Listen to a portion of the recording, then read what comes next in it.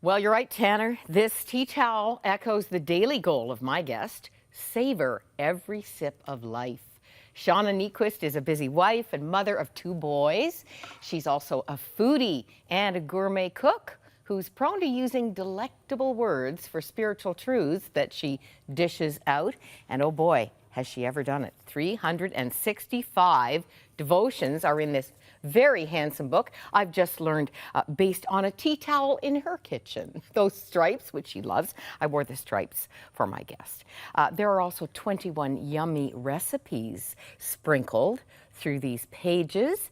And congratulations, not your first book. Thank you. No, my fourth actually, but a different, I've never done a devotional before, so this was a totally new project for us. It's been really fun. And so enjoying it. You describe the home you grew up in, Shauna, as quiet, private, and safe, which was a total surprise to me because your dad is the founder and senior pastor of one of the most dynamic, largest, influential churches in America, Willow Creek Community Church. How did your mother pull off a safe, quiet home? Well, I mean, I think that's the balance. I think they were so intentional about making our home a very private family space because our ministry life, our church life was very busy and very people-oriented. Of course it was. And so home was really different than that. And I'm really thankful for the balance of both of those. Bill Hybels, just in case we've left people guessing. You say, very vulnerable in these pages, I tried as hard as I could to find a better way to live. You are referring to moving away from the faith of your father. Mm-hmm. You were a prodigal daughter. Yeah, and I think that journey is one of the seasons of my life that I'm the most thankful for. I think it's easy for us to mimic our parents as opposed to truly crafting a substantial faith of our own. Right. And I'm really thankful that I grew up in the kind of church community and family that said, you don't need to play along with this. We want to invite you into your own faith journey. And they gave me a lot of space and a lot of grace. And I think it was those things that allowed me to do kind of that full circle journey back. I think had they tried to really control me or force me, I was looking for any reason out, and they just didn't give me a lot to work with. I'm really thankful for the way they handled that season. You write very profoundly on April 11th on death and rebirth as a metaphor you struggled with for the Christian life. I think there is, when everything's going really well, when everything's lovely in your life, it's very easy to think like, sure, the Christian story, it's about life, right? It's beautiful, it's about redemption, it's about resurrection. And then there are certain circumstances in your life where you realize, wait a minute, you can't have resurrection without death. You can't have new life without something old coming before it, without pain, without loss, without darkness. And my husband and I went through a long season of infertility and multiple miscarriages.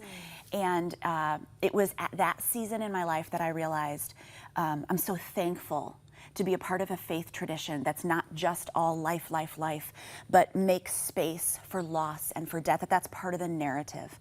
I'm so thankful that I didn't have to walk away from a faith tradition when I experienced darkness. But what I saw was the whole story depends on both of those things. We're always putting things to death and allowing things to be brought back to life. Mm-hmm. And you share it all here. You talk, shall I find the date? March 31st. You talk about your marriage to Aaron heading for a crash. I think, we've been married for 14 years, and I'm so thankful for him, and I'm so thankful for every one of those years.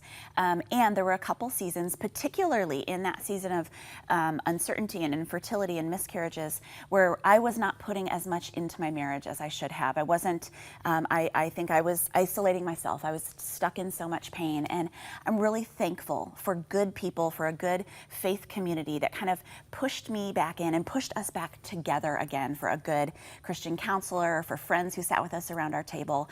I think marriage is not just an endeavor on the part of two people, but a whole family that comes together to help us along the way. And you're both leaders in the church at Willow Creek. Tell us about your family life and your ministries.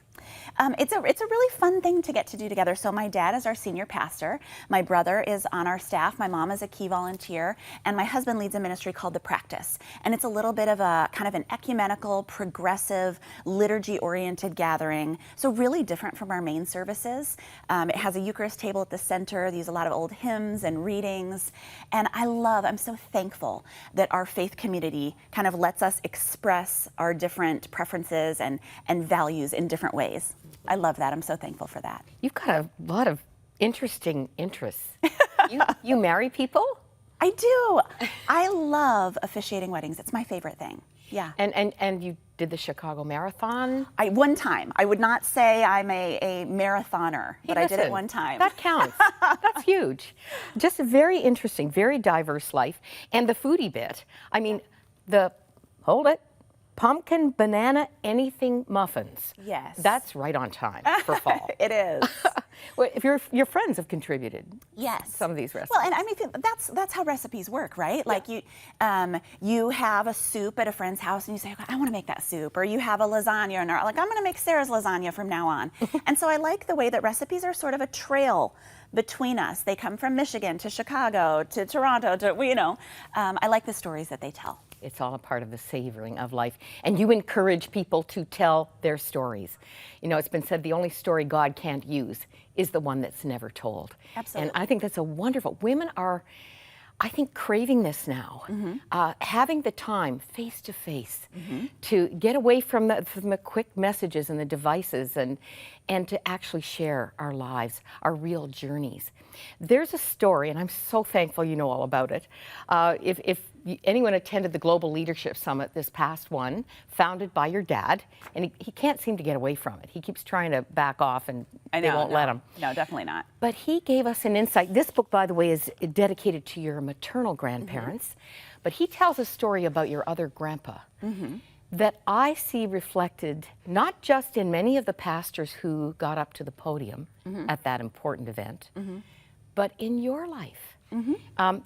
Just revisit it. Help me. Well, so my grandpa, and he passed away when I was 2 years old, so I didn't have the pleasure of knowing him, but he was kind of famously this larger-than-life personality, and he really believed in raising kids to be independent at quite an extreme degree. So my dad wanted to learn to ski, and so my grandpa said, okay, why don't you get on a train and go to Colorado. And so when my dad was 9 years old, he left Kalamazoo, Michigan, and he took a train, and he got off at the wrong station. He had to figure, and so my dad called my grandpa, and he said, I'm at the wrong station, what do I do? And my grandpa said, this is what you do. And then he said, figure it out and don't call me. And that's sort of, yeah. And obviously the world was so different then, but my grandpa sort of gave all of his children this vision for life as like, I think you can do it. I think you can figure it out. I think you can ask for help. And he always said that he never wanted school to get in the way of his kids' education. And so then my parents were really similar with my brother and I. We did a lot of traveling, some traveling alone, and they kind of raised us to believe that the world is big and beautiful and we can discover it. And you become a self-starter, a pioneer, a person who risks. Tell us about what you were doing at 13 in the course of traveling with your dad, who was speaking all over the world. Yes, so, I loved traveling with him. So I had traveled extensively, nationally, internationally, and we kind of made a goal. If I stuck with my French classes, I would get to go to Paris when I was 13 by myself. And we worked up to it, for the couple years before that, we would get to O'Hare Airport in Chicago, and he would say, okay, check us in. And then we'd get to a city in Spain, and he'd say, okay, find our hotel. So he sort of trained me, gave me kind of baby steps to know how to do this. And then I graduated 8th grade and I flew, some like terrible flight pattern, like Chicago to JFK to Frankfurt to Paris, and had to figure it out on my own and had to get to the little place where I was staying. And I think it gave me such a beautiful sense of the world, and I'm really thankful for that. And now we're kind of working on the appropriate ways to do that with our kids too. I love the legacy that they've given us. How old are the boys? The boys are almost 4 and almost 9. Mac and Henry. Yes. Oh, look at this family. And I'm telling you, for those who know Bill Hybels, does Aaron not look like Bill? They say you marry a guy that looks like your dad. I have heard that before. What a wonderful, wonderful family. And a wonderful book. September 10th, I love just coming back to the dates. You point to the overwhelm of some of the things going on in our world. You just have to watch any newscast. And you talk about prayer as the alternative to anxiety, a very important aspect of all you've been through already in your life. You know, I find that I tend to be a person who worry comes quite easily to me, anxiety comes quite easily to me, and the older I get, the more time I spend in prayer because it heals me. When I take time to get really quiet, to listen to God's voice, to speak back to myself scripture that I've memorized, or to sit in silence and let God remind me who He is. I'm really conscious these days of beginning and ending my day in silence with God. And I find that it grounds me. It returns me back to the reality of who He is, not just the reality that I see on the news. Well, you have been a great encouragement, and you're ready to take you through the whole year. Shauna Niequist, 365 days of really learning how to savor. I was told once years ago, Moira, you don't savor. I was single then and flying around. I think I'm doing better now, Good, Shauna, good. and this is going to help even more. Wonderful. Bless you. Come again. Is this your first time here? It is. Shame on us. Hope to see you again soon. Thank you. Thank you for having me. Just a reminder that you may be in that place of anxiety and stress today. And you know what? Our prayer partners are ready to help lighten that load. Prayer really does make a difference. Why not call the number on your screen?